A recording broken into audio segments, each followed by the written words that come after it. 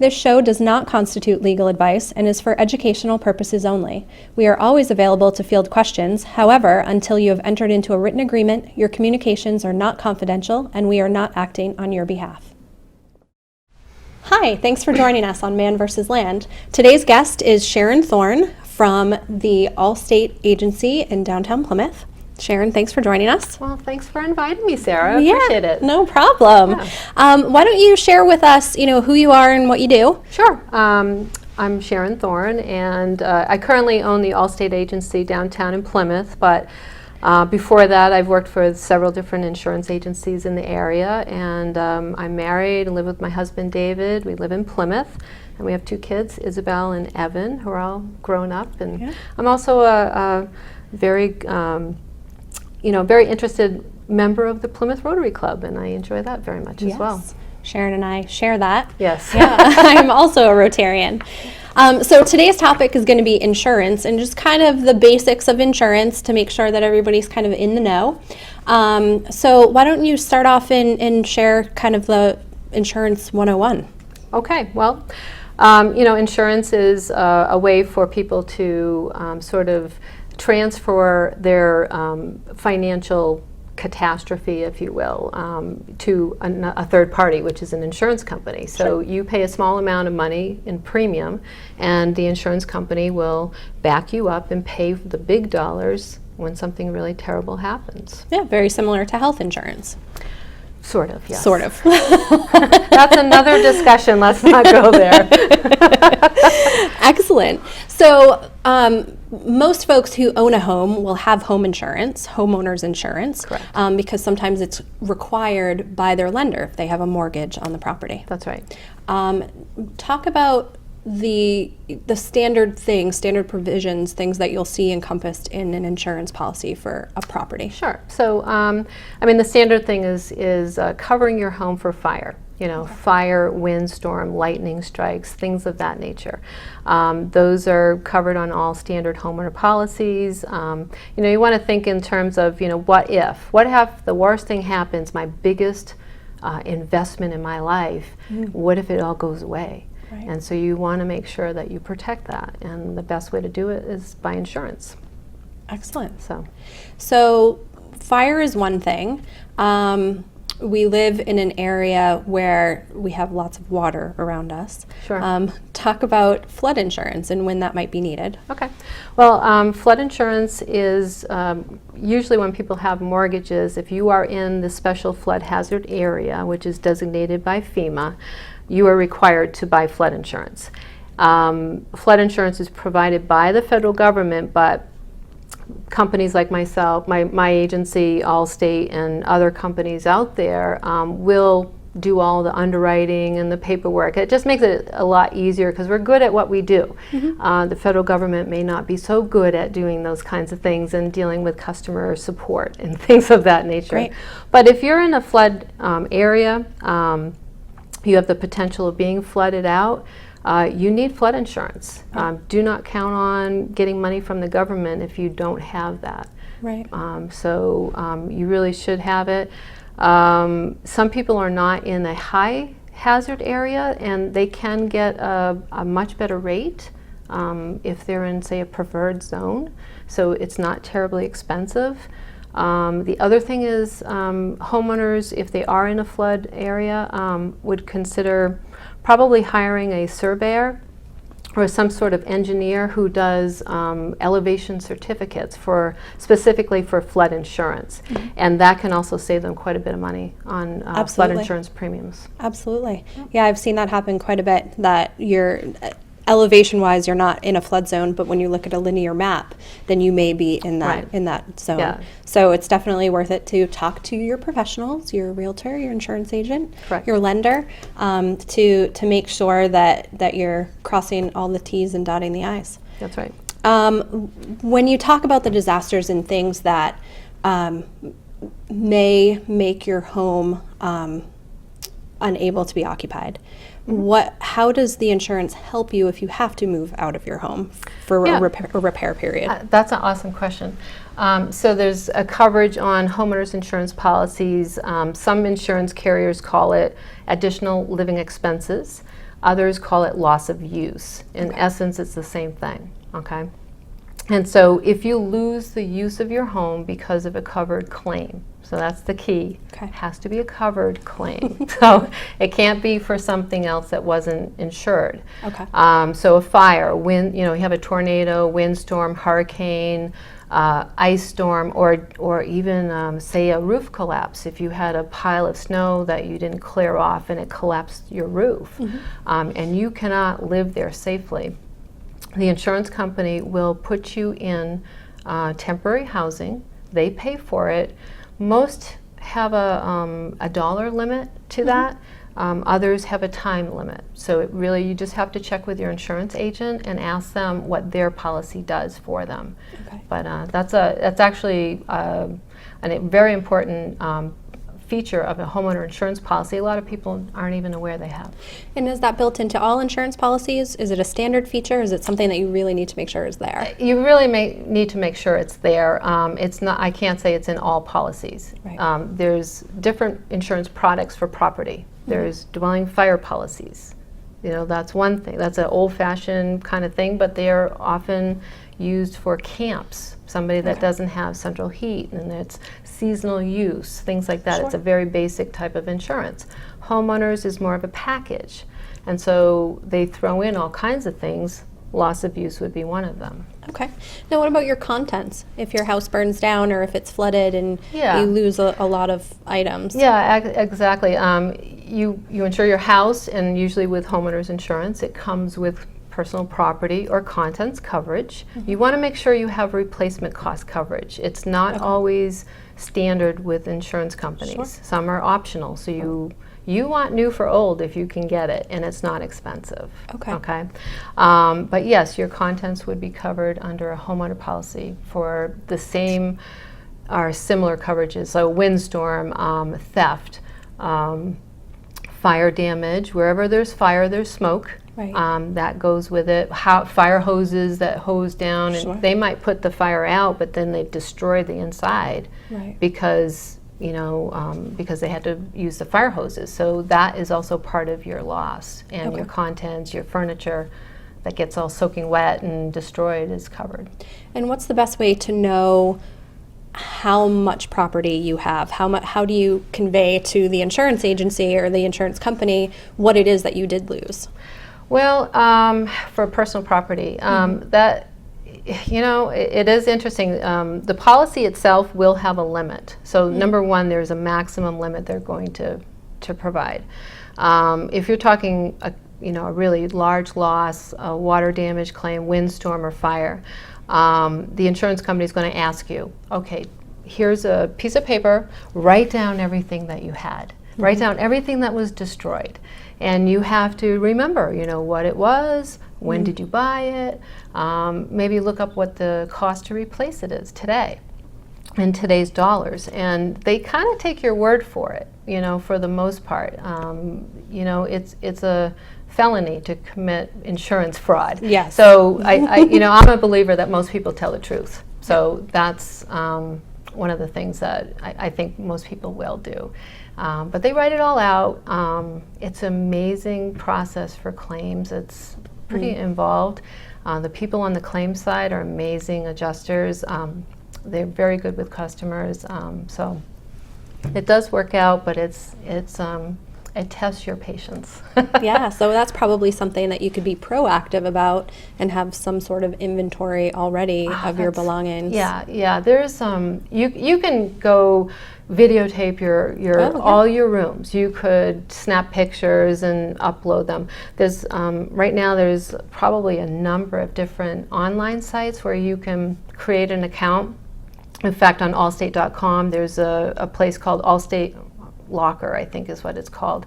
And you create an online account, and then room to room, you can start taking pictures and you upload photos and stuff like that into that online site. So if your house should burn down, Right. you still have access to all those pictures. And some of it is, it might be to prove that you have what you say that you had. Right. Others are just for your own sake, to remember what you had. Yeah. When you have a total loss, and I've had several customers go through this, and it's horrible. You're not in the mindset. You're not going to always remember everything, and it could be Right. months before you're like, oh my gosh, I forgot, about that. And so those kinds of tools Yeah. are available to everybody nowadays. They're wonderful to use. They're awesome. That's Yeah. fantastic. Yeah. Yeah, but I'm thinking about my own house, and I would never be able to remember everything that's in there. No. So you mentioned, we can kind of back up just a little bit. Sure. You mentioned the federal government, and then the local agent. And are there regulations that you kind of work within? You are a regulated and licensed industry. Right? Yes, we are. Oh, yes. Yep. Insurance is a financial institution, so Okay. there are lots of oversight and lots of regulations.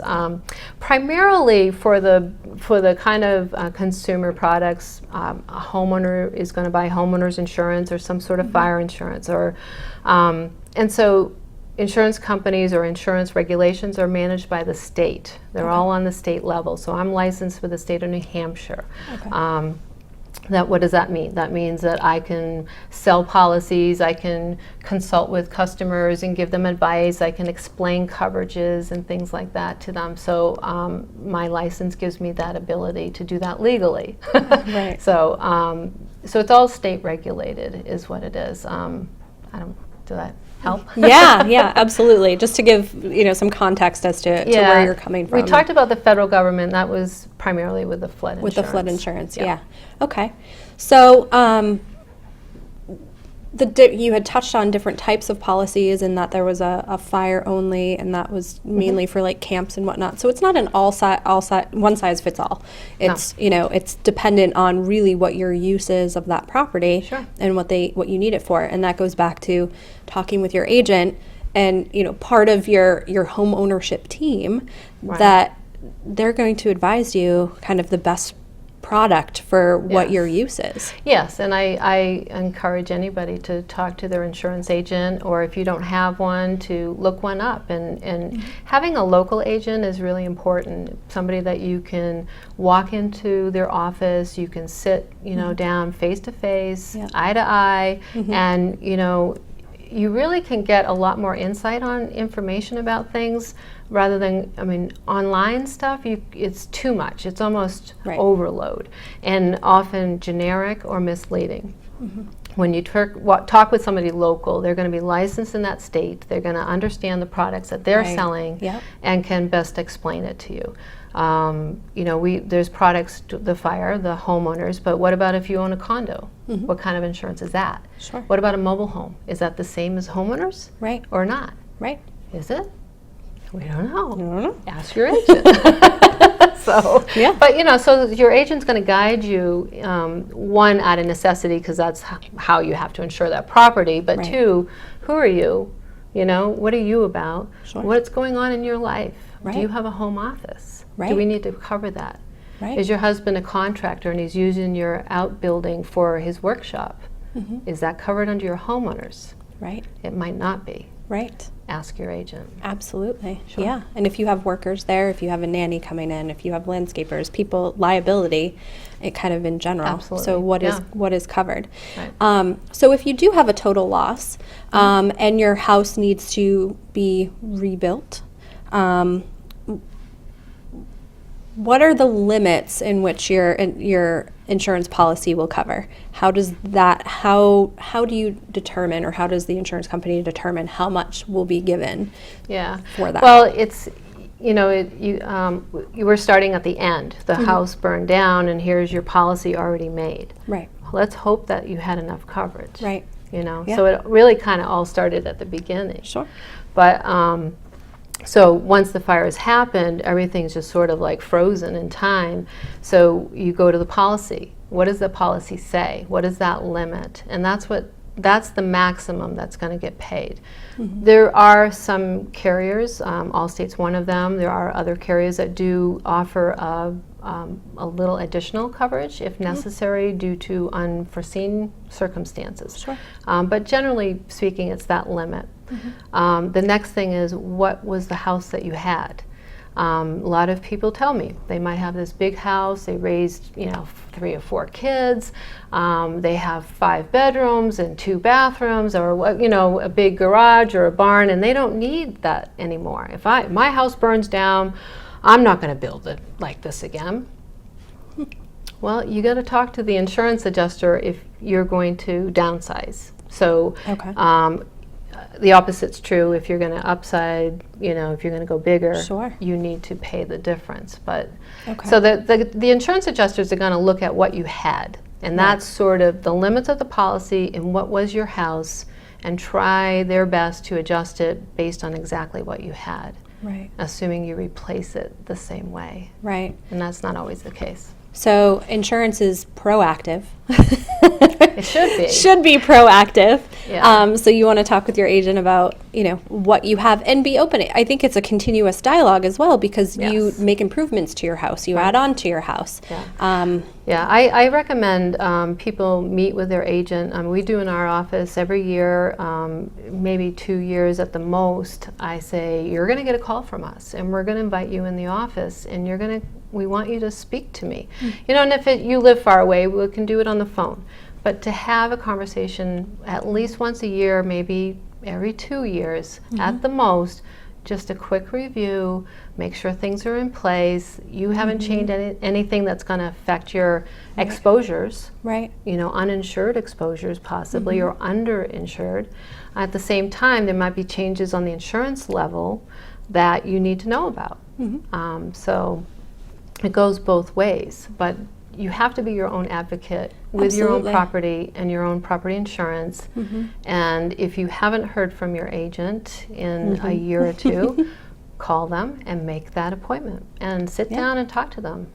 Yeah, absolutely. I That's think what they're there for. it's a continuous dialogue. Yeah. It's your biggest investment for most people. Right. So you want to make sure that you're protected and insured. Yes. And not underinsured or not insured at all.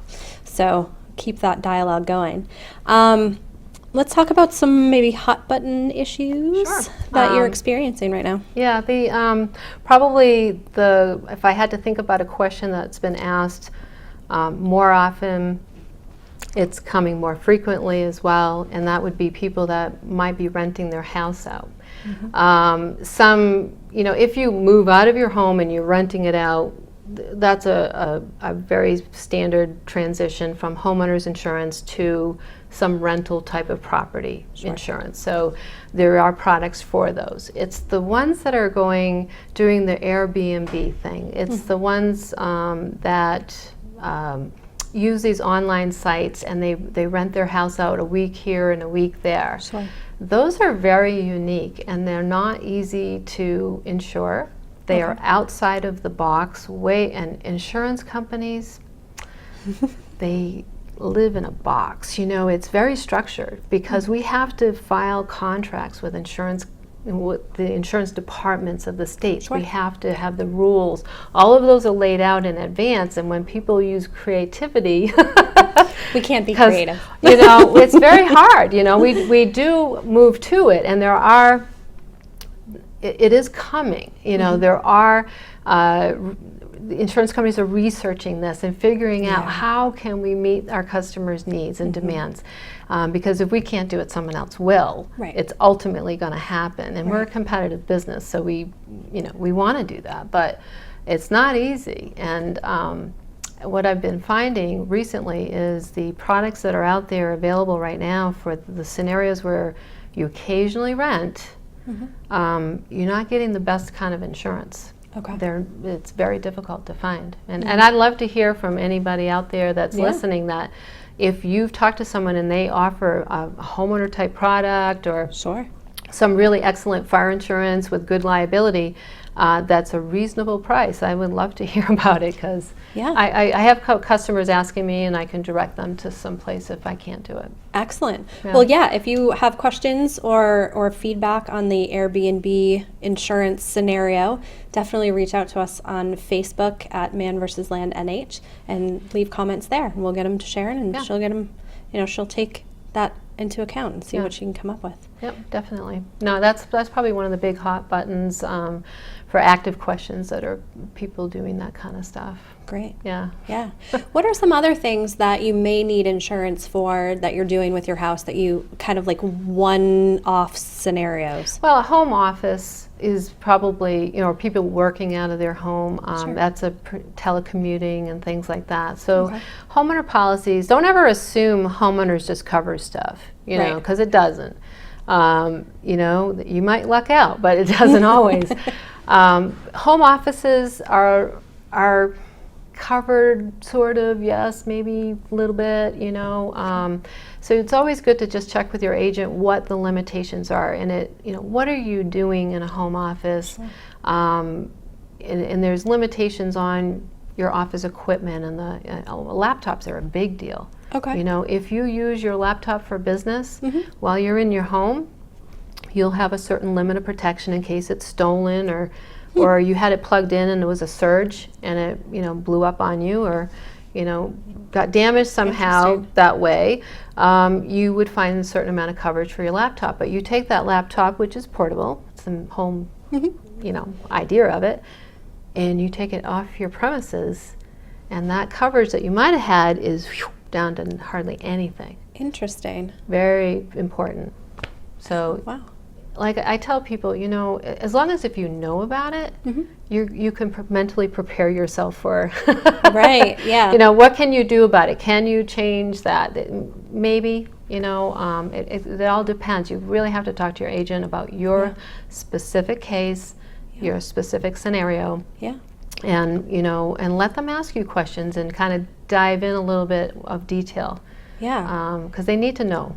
Oh, absolutely. Yeah, it's better to ask the question and be prepared than to be sad if something happens. Well, we have a thing. Customers or people are most disappointed with their insurance for a couple different reasons. One is they find out after they've had a claim there's a limitation or no Right. coverage at all, possibly, or their premiums increase and nobody talked to them about it or explained why. Those are probably the two most common things that people will get really upset about. Right.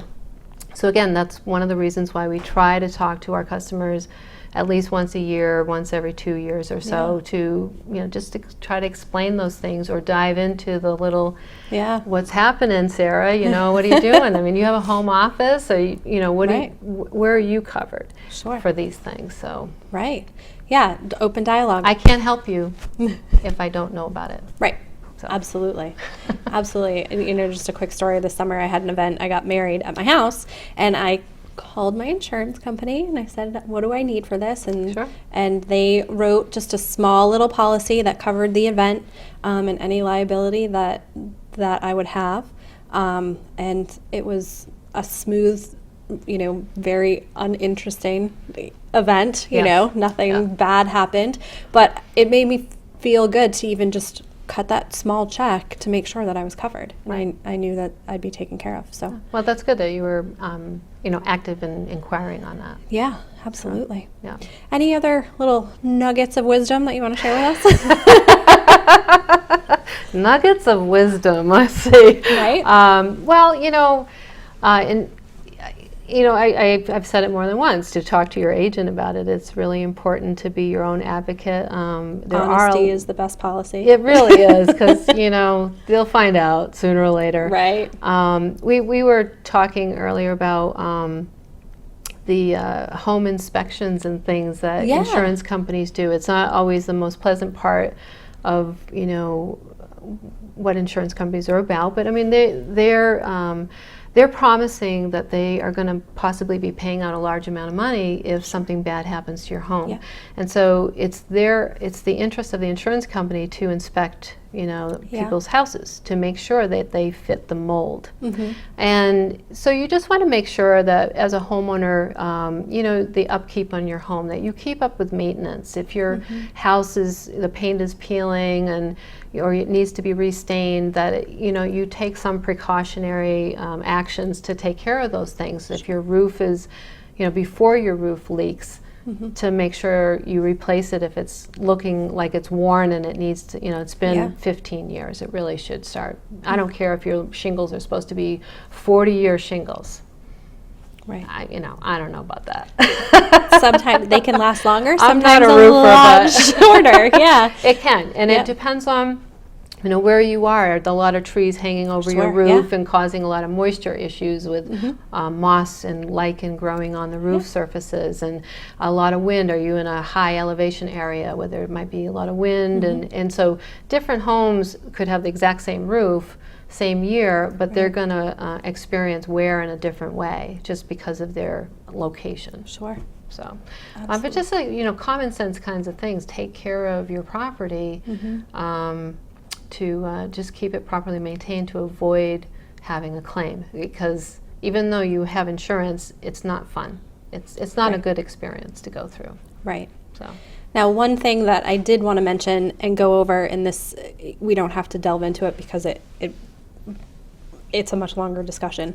But when you had mentioned the replacement cost on a home, Yes. So they're looking at what is existing, right? yes. And that replacement to rebuild it, Right. which could be different than the cost to purchase a like home. Absolutely. And it could be much different from what you're getting taxed on. That's absolutely true. So, There's lots of different values Yeah. for the same house. absolutely. And so the insurance evaluation is reconstruction costs. And so because our function is to put you back to where you were. That's the whole purpose, is when you have a devastating loss, your house burned to the ground, we need to put you back where you were the day before that fire happened. And so we look at, number one, we got to clean up the debris. So Right. that's also built into the dwelling limit. So a lot of people aren't aware, you insure a home for so many dollars, but maybe 10 or 15% of that is going to be accounted Sure. for debris removal. If you have an older home, maybe it has, some hazardous materials in it that cost more to truck out. Okay. Things like that. So that can drive the value or the cost up of the reconstruction values. But when I have my customers I talk to, I get their square footage figures. We talk about the type of construction. We talk about the interior features. Is it hardwood? Do you have vinyl or tile? Is your walls plaster or sheetrock? Right. They painted, or do you have paneling? All of those things matter, because the job of the insurance company is to make you whole, put you right back where you were. So we will delve in a little bit deeper than a lot of places will, and just to get more accurate figures. Today we're finding the cost to replace a home is a lot higher than the cost to buy a home. Yes. And I'll ask people, well, if they're buying a house and they can't understand why I'm insuring it for so much more than what they Sure. paid for it, it's like, well, why didn't you build a house? Because it's too much money. Right. Hello, that's what we do.